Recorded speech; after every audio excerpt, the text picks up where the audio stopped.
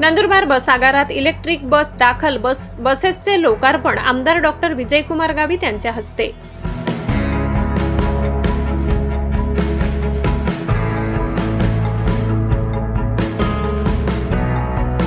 नंदुरबार बस आगारात नुकत्याच दाखल झालेल्या नवीन इलेक्ट्रिक बसेसचे उद्घाटन राज्याचे माजी आदिवासी विकास मंत्री आमदार डॉक्टर विजयकुमार गावित यांच्या हस्ते करण्यात आले। सध्या आगारात 10 इलेक्ट्रिक बसेस दाखल झाल्या असून एकूण 42 इलेक्ट्रिक बसेसची मागणी करण्यात आली।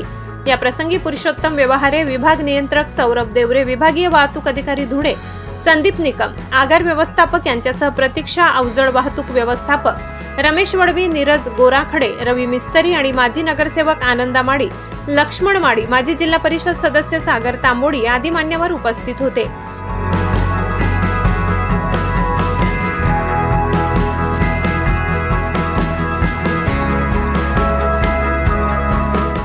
उद्घाटनानंतर आमदार डॉक्टर विजयकुमार गावित यांनी स्वतः बसमध्ये बसून प्रवास केला आणि बसमधील विविध सुविधांची पाहणी करून बस आगाराला शुभेच्छा दिल्या।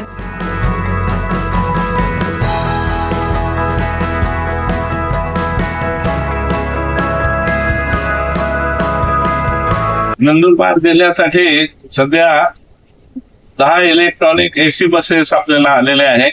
त्यामुळे आजूबाजूच्या जिल्ह्यांना जायला किंवा मुंबईला जायला, पुण्याला जायला वगैरे सहज चांगल्या रीतीने या प्रवास या गाड्यांमध्ये होऊ शकेल।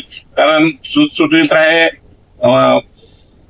पुशबॅक आहे आणि सर्व व्यवस्था असल्यामुळे एक चांगलं झालंय नंदुरबार जिल्ह्यातील वासियांना आणि बाकीच्या जिल्ह्यातील सुद्धा जे प्रवासी याच्यामध्ये प्रवास करतील त्याचा फायदा निश्चितपणाने चांगला होईल।